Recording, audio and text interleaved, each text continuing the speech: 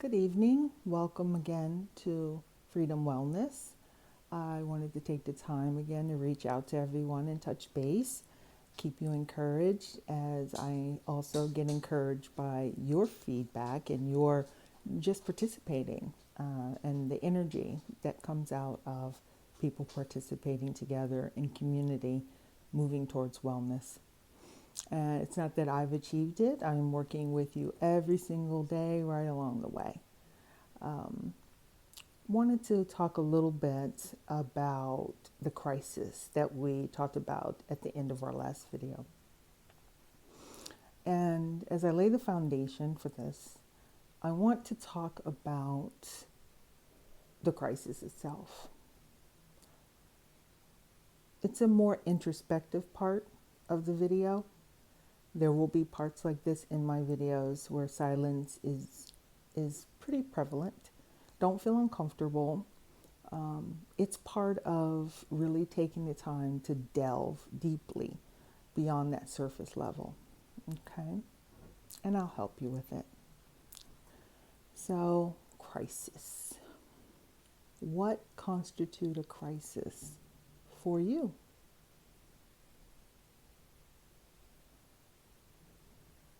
What constitutes your inability to surmount a certain circumstance and makes it a crisis for you? There are individual crises, there are relationship crises, and there are world crises. As we all know, we're in the midst of a world crisis with a disease that is devastating the world and impacting every person in some way. Also, there can be a crisis that's financial. There can be a crisis that's spiritual. There can be a physical crisis. But how do we marshal resources within ourselves to overcome the crises? And that answer is different for each and every person, of course. But the key to all of them are some basic concepts of crises that I'm going to go over. And we've heard them all before that I'm going to talk about, but just I want to remind everyone. First, you hear about the fight or flight, right? It's a definite point where your body is saying through hormonal responses, physiological responses, it's time to either fight this threat or we need to run as fast as we can from this danger, this crisis. But there's several more, but one more I want to talk about is the freeze response. When we have the freeze response in relation to a crisis, our brains are processing. It's not that we're not doing anything. It's that our brain is trying to understand the threat, determine what to do about a threat, how to approach this threat so that your life, your being, your family's life is maintained. So for all our trauma survivors out there who've had this freeze response, I want you to know that it wasn't that you weren't doing anything. Honestly, it's your body was saying, I need to process this, and perhaps fighting and flighting isn't exactly what I need to do to get out of this situation.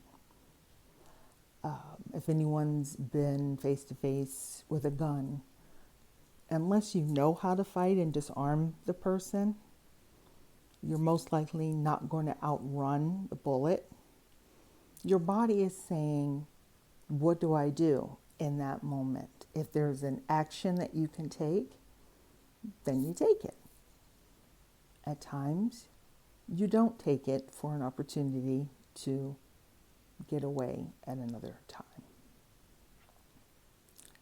So the freeze response is a response that law enforcement, medical people try to overcome in their situations. For instance, as a nurse, we practice CPR. For those of us who don't use it all the time in our practice, we try to have it hardwired by being recertified often. We don't want to have the medical personnel with a freeze response.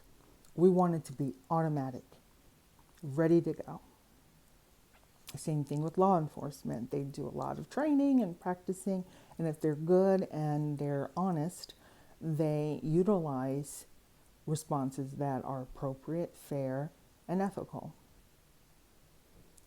Well, it's the same for all of us. We have met a world crisis, and we are in some sort of unknown state. It's a novel virus, so there is, or was, no way to know exactly what to do in any way, shape, or form for us. But it's a crisis. So this long-standing crisis and staying in that crisis has led to some outcomes. Some are exhausted. Some are hopeless. Some are in denial and just pretending like it really isn't happening. Because there couldn't be a crisis that lasts this long, over a year. But it is. Others are coping by turning to their families and friends in a different way. But I have noticed, even personally, those contacts with family and friends are essential. But what for those, sorry for shaking the camera, what for those who don't have family and friends in that way? Or if they do, they're just not able to turn to them for whatever reasons. How do you maintain a sense of community? And that's what people have been struggling with. Personally, I can say I turn to YouTube more, enjoying versus watching scripted shows. I turn to YouTube, which seem much more natural. And I actually involved in the natural hair community, the African American natural hair community.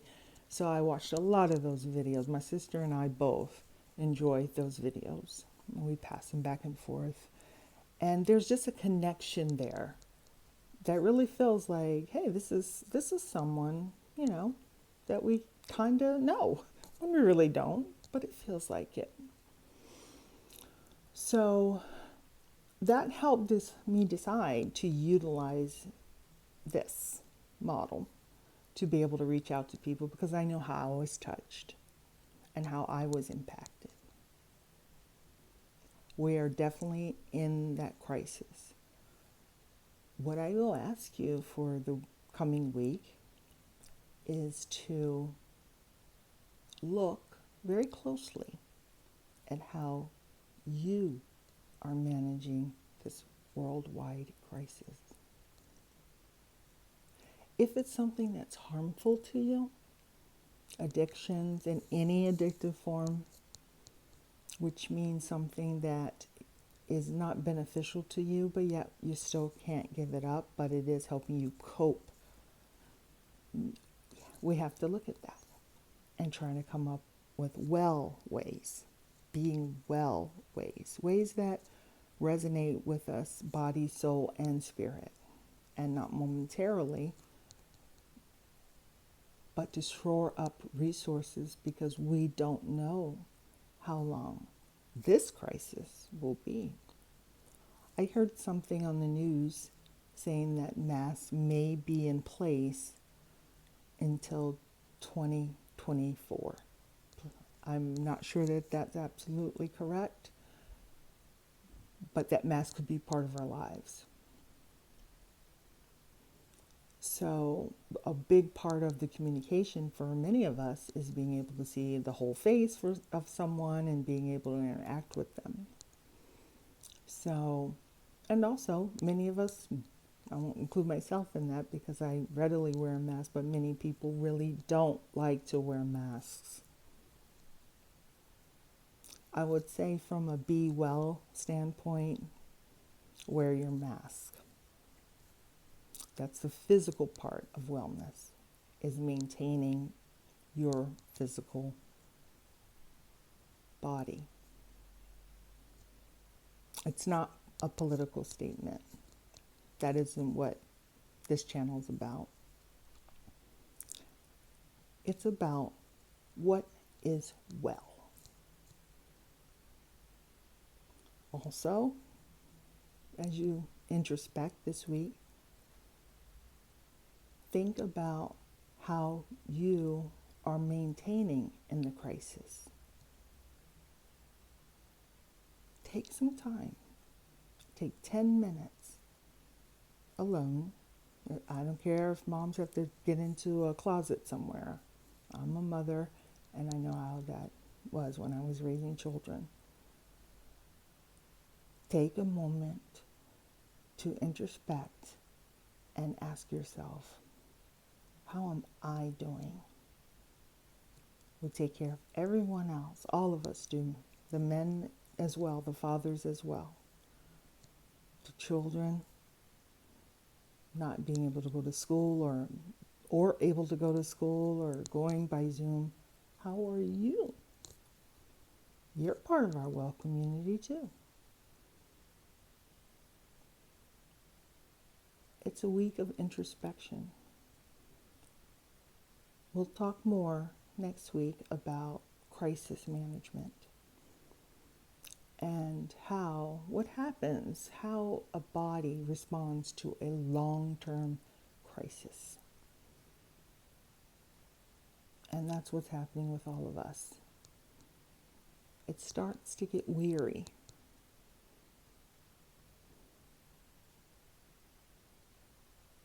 Be comfortable with silence in your life.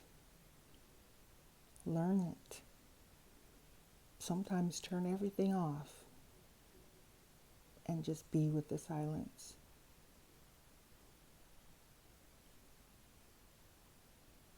Because you know what? As you look at yourself, you're going to find out you're pretty awesome. Take some time to look at you with an honest eye of what goals you want to develop. Okay, that's enough right now. You all have a wonderful, wonderful week. If I'm up to it and able to get away from work, I will upload during the week, but I definitely will be back on Sunday of next week. And everyone, be well. We care for you here at this channel. Thanks. Bye.